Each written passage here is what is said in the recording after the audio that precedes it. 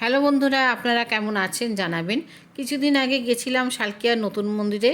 অনেক বছর আগে যখন এখানে এসেছিলাম তখন মন্দিরটা তৈরি হচ্ছিল। আজকে এসে খুবই ভালো লাগছে। গঙ্গার ধারে খুব সুন্দর একটা পরিবেশের এই মন্দিরটা তৈরি হয়েছে। এখানে এক একটা বড় শিবের মূর্তি আছে এবং তার আঙিনায় রয়েছে অনেকগুলো মন্দির এবং সেখানে অনেক দেবতার মূর্তি।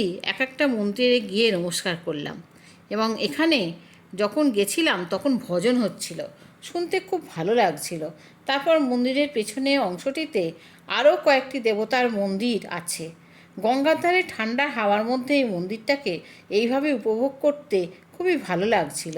তারপর এক একটি দেবতার মন্দিরে দর্শন করতে করতে চলে গেছিলাম আরেকটু ভেতরে। সেখানে মহাদেবের 12টি জ্যোতির্লিঙ্গের মন্দিরকে এক একভাবে এক করে তুলে ধরা হয়েছিল।